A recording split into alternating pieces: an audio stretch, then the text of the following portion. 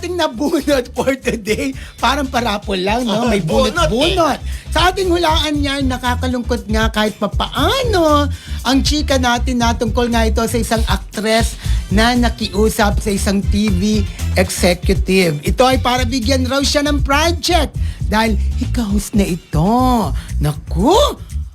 Hula mo ba ito, BFF? Yes, parang alam mo, nalulungkot ako for her. Di ba, dati naman, ang dami niyang project kasi hindi siya marunong sa pera. Hindi diba? siya yung naging superstar hindi na naman. ano, major star Correct. star siya. Oh. Medyo star. Major star na Medyo star.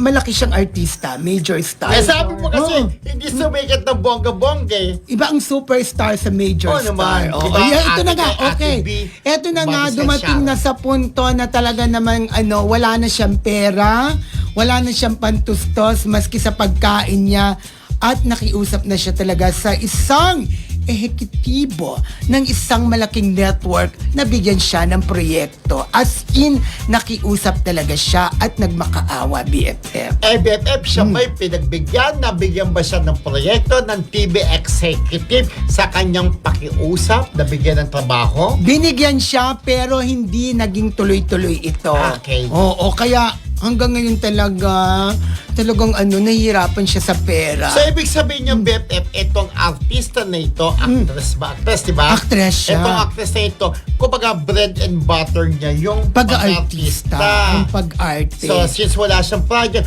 pag walang project, nakakawa naman, di ba? Subukan kaya niya kasi may mga ibang artista tayo na kapag hindi naging successful sa showbiz, naghanap ng ibang trabaho. Maganda sana kabaw, nakatapos siya, may fallback siya, yung ganun, di ba? Parang kasi Subukan talagang niya ibang work. inaasahan na lang niya talaga ang pag-aartista Pag-aartista. niya eh. Oo, alam mo, may isang pangyayari sa buhay niya na pinalayas siya sa inuupahan niyang apartment. Ay, Oo. kawawa naman. Kawawa talaga. Ito ba yung isang character actress? Ha? Character actress? Basta naging major star siya. Oo. Naging hanggang major doon. stars kasi naging bida-bida rin siya before. Yes, Kasama yung nabida kapwa siya. niya actress.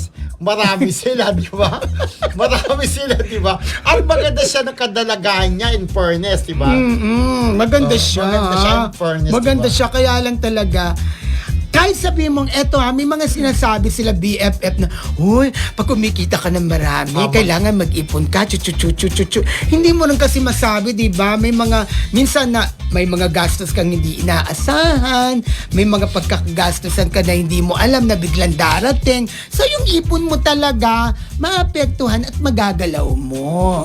Yun na. Kaya lang ito, hindi naging masinap sa pera, di ba? Yeah. Itong artistang ito. Sayang, di ba? Nakakapanglayan. Pero sana nga mabigyan ulit ng project, di ba? Yeah. Sana nga, yun nga pakita niya na kapag ka nagkapera ulit siya, makapag-ipon na. Kasi di ba, may kasabihan nga tayo, kapag maiksi ang kumot, mamalikot. Kapag Marunong maiksi ang mamuluktot. kumot, matutong mamaluktot. Pero, ayun, isa-isa sinasabi. Pero ikukunin ko na, kapag ka may isinuksok, may madudukot. Yun yun. Yesterday once more.